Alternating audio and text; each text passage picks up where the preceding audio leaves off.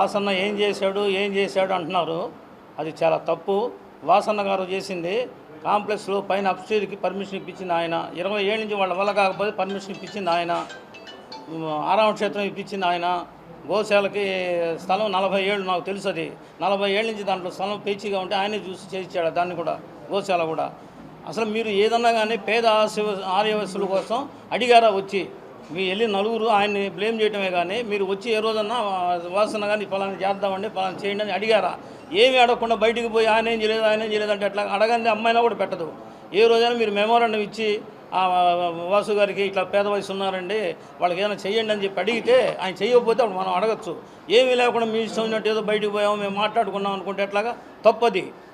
మీరు ఏ రోజైనా కానీ వచ్చి అడగండి. ఎప్పుడైనా కానీ మీకు ప్రతిపక్షంలో ఉన్నా కూడా ఆయన మీకు మాట వింటాడు, మీకు చేస్తాడు. కాబట్టి మీరు అందరూ జాగ్రత్తగా ఆలోచించుకొని ఆర్యవయసులందరికీ మొన్న పట్టాలు పేదవాళ్ళందరికీ పట్టాలు ఇచ్చాడు. ఇంకెవరిని ఉంటే పెట్టుకోమంటున్నాడు. ఎవరికైనా పింఛన్లు రాకపోతే ఆయనే సొంత డబ్బులు ఇచ్చి ఇంటికాడికి వచ్చినాన్ని తీసుకొని 1 తారీఖు అంటున్నాడు. అలాంటిది నీకు ఎవరు చేస్తారు? ఏ ఎమ్మెల్యే చేస్తాడు? జనార్దన్ గారు చేస్తాడా, లేకపోతే ఎంపీ గారు చేస్తాడా? వాళ్ళు ఎవరు చేస్తారు? మీరు ఏమి తేలకుండా ఊర వాసు గారిని అంటే చాలా తప్పు. నమస్కారం అండి. ఒక ఆయన వచ్చి అంతా మా తెలుగుదేశం ఆర్యవయసులంతా తెలుగుదేశం అంటున్నారు. అసలు ఆర్యవయసులు పుట్టిందే కాంగ్రెస్ పార్టీలో. 1965లో మున్సిపల్ చైర్మన్ పోస్ట్ ఇచ్చారు తాదా కన్నయ్య గారికి. తర్వాత 1987లో వేమూరు శ్రీనివాసులు గారికి మున్సిపల్ వైస్ చైర్మన్ ఇచ్చారు. వేమూరు లక్ష్మణ మా బాబాయ్ ఆ రోజు కార్పొరేటర్గా ఉన్నాడు. ఎప్పటి నుంచో కాంగ్రెస్ పార్టీ వయసులకి అంతా బాగా చేస్తూ ఉంది. నిన్న బాలినేని శ్రీనివాసరెడ్డి గారు ఆర్యవైశ్య భవన్లో చేసినప్పుడు ఇక్కడికి మీటింగ్ పెట్టుకోవద్దంటే దాని గురించి ఆయన అన్నాడు, ఆ మాట అనకూడదని. దానికి వాళ్ళు వక్రీకరించి ప్రాణాలు తీస్తాడన్నాడని అదని ఇదని అంటున్నారు. మనకి ఎన్నో వార్డులు ఇచ్చాడు కార్పొరేషన్కి. 26వ వార్డు ఇస్తే వైశాస్కి ఇస్తే అవతల తెలుగుదేశం వాళ్ళు వైశాసు కావాలని ఆయన ఓడిపించారు. తోటి వ్యాపారస్తుడని తోటి కులమైన కూడా చూడకుండా కావాలని తెలుగుదేశం పార్టీ వాళ్ళు ఓడిచ్చారు. కావాలంటే ఎవరైనా కనుక్కోండి. మన వైశాస్కి డిప్యూటీ మేయర్ ఇచ్చారు. మీకు ఏం కావాలన్నా ఇస్తానంటున్నాడు వాసన్న గారు. దయచేసి వాసు గారిని ఈసారి అఖండ మెజార్టీతో గెలిపించవలసిందిగా కోరుచున్నాము. ఈరోజు కొంతమంది వైశ్య నాయకులు మన వైశ్యులకి జగన్ గారు ఏం చేశారు అని పదే అంటున్నారు. మొట్టమొదటిగా మన జగనన్న గవర్నమెంట్ వచ్చిన తర్వాత మన వైశ్య నాయకుడైన అమర్జీవి పొట్టి శ్రీరాములు గారి పేరుతోటి నెల్లూరు జిల్లాకి పొట్టి శ్రీరాములు నెల్లూరు జిల్లాగా నామకరణం చేయడం జరిగింది. తర్వాత కొలగట్ల వీరభద్రస్వామికి డిప్యూటీ స్పీకర్ ఇవ్వడం జరిగింది. ఎల్లంపల్లి శ్రీనివాసరావు గారికి ఎండోమెంట్ మినిస్టర్ ఇవ్వడం జరిగింది. ఇంకా చాలామందికి మంచి ఉన్నత పదవులు ఇవ్వడం జరిగింది. పోతే మన వాసన్న గురించి కూడా వాసన్న ఒంగోలుకి వైశాస్కి ఏం చేశాడు పదే మన మండల వైశ్య సంఘం నాయకులు అదే పనిగా మాట్లాడుతున్నారు. ఎన్నో కాలం నుంచి ఎవరికి చాలా ఇబ్బంది పడుతున్న అనాథ శవాలకి పేదల శవాలు ఇళ్లలో ఉండకుండా దిక్కులేని పరిస్థితుల్లో వైశ్య ఆరామ క్షేత్రానికి స్థలాన్ని కేటాయించి 3 కోట్ల రూపాయల నిధులతోటి మన వైశ్య ప్రముఖులు దాన్ని అన్ని అంగులతోటి కూడా ఈరోజు పేదవారు ఇబ్బంది పడకుండా వైశ్య ఆరామ క్షేత్రం ఏర్పాటు చేయడంలో చాలా తన వంతు సహాయ సహకారాలు 100% అందించారు. పోతే కాంప్లెక్స్లో షాపు ఒక అతనికి ఆర్థికంగా నష్టం వాటిల్లితే 50 నుంచి 40 నుంచి 30 లక్షల రూపాయల నష్టం వాటిల్లితే ఏ రాజకీయ నాయకుడు కూడా వచ్చి దాన్ని చూసిన దాఖలాలు లేవు. మన వాసన్న గారు ఫోన్ చేయడంతో ఎమ్మటే వచ్చేసి ఆర్థికంగా నష్టం వాటిల్లిన షాపుని పరిశీలించి వారికి ఆర్థికంగా 10 లక్షలు సహాయం చేయడం కూడా జరిగింది. అదే ఆయన మంచితనానికి నిదర్శనంగా బాగా మనం చెప్పుకోవచ్చు. సుమారు 2000 నుంచి 3000 మంది పేద ఆర్యవయసులకి ఇళ్ల పట్టాలు మంజూరు చేయడంలో కూడా సహాయ సహకారాలు అందించారు. జగనన్న పథకాల ద్వారా అన్ని పేద ఆర్యవయసులందరూ కూడా అన్ని పథకాల్లో లబ్ధి పొందుతున్నారు. ప్రకాశం జిల్లా పుణ్యక్షేత్రమైన సింగరకొండ ప్రసన్నాంజనేయ స్వామి టెంపుల్ నందు మన ఆర్యవయసుడు అంటే నాకే ట్రస్ట్ బోర్డు మెంబర్గా ఇవ్వడం కూడా జరిగింది.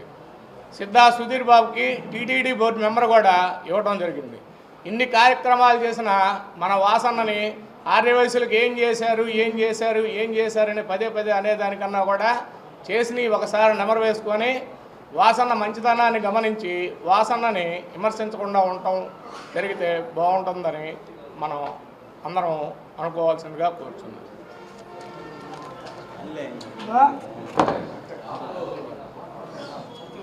ఈ రోజున ఈ ప్రెస్ మీట్ కార్యక్రమం ముఖ్యంగా ఉద్దేశం ఏంటంటే వాసన్న ఏం చేశాడు వైశాస్కి అనే దాని మీద. ఎందుకంటే అందరికీ తెలుసు, జిల్లా మొత్తం కూడా తెలుసు, కరోనా టైంలో వాసన్న సొంత డబ్బులతోటి ఆనందయ్య మందు తెప్పించి ప్రతి ఇంటికి కూడా సప్లై చేసి వారి యొక్క ప్రాణాలను కాపాడినటువంటి గొప్ప వ్యక్తి వాసన్న. అంతేకాదు ఆ కరోనా టైంలో బెడ్లు దొరక్క చాలామంది కూడా చాలా ఇబ్బందులు పడుతున్న సమయంలో 80 లక్షల రూపాయల దాకా సుమారు వాసన్న సొంత డబ్బులు ఖర్చు పెట్టి మన రిమ్స్ హాస్పిటల్లో షెడ్లు వేయించటం, దానికి కావాల్సినటువంటి ఆక్సిజన్ను ఇతర పరికరాలు కొన్ని తెప్పించి ఎంతమందికో బెడ్లు అక్కడ ఏర్పాటు చేసి వారి యొక్క ప్రాణాలను కాపాడినటువంటి వ్యక్తి వాసన్న. అంతేకాదు మనం చెప్పుకుంటూ పోతే బాపూజీ మార్కెట్ కాంప్లెక్స్లో ఇటీవల అగ్ని ప్రమాదానికి గురైనటువంటి ఒక ఫ్యాన్సీ షాపు సుమారు 40 లక్షల నుంచి 50 లక్షల వరకు అతను నష్టపోవడం జరిగింది. అటువంటి సమయంలో వాసన్నని మేము పిలవటం, వాసన్న దాన్ని పరిశీలించి అయ్యో పాపం చాలా నష్టపోయాడు అనే అభిప్రాయంతో ఆ రోజు సీఎం ఫండ్ నుంచి నేను ఏదైనా సహాయం చేయిస్తానని చెప్పి చెప్పడం జరిగింది. సీఎం ఫండ్ నుంచి రావటం లేట్ అయినందువల్ల, అక్కడ కొద్దిగా ఇబ్బంది అయినందువల్ల వాసన్న తన సొంత డబ్బులు 10 లక్షల రూపాయలు అతనికి ఇచ్చి అతని జీవితాన్ని కాపాడినటువంటి గొప్ప వ్యక్తి వాసన్న.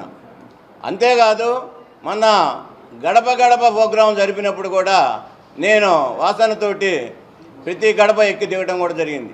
అటువంటి సందర్భాల్లో ముతగా అయ్యా నాకు వైద్యానికి డబ్బులు లేవు, నాకు తినడానికి డబ్బులు లేవు అన్నటువంటి నిరుపేదలకి ఎంతమందికో ఆయన ధన సహాయం చేసి ఆదుకున్నటువంటి గొప్ప వ్యక్తి వాసన్న.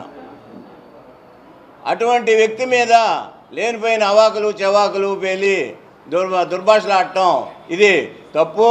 ఇది చాలా అమానుషికరమైనటువంటి విషయం. దీన్ని మేము పూర్తిగా ఖండిస్తున్నాము.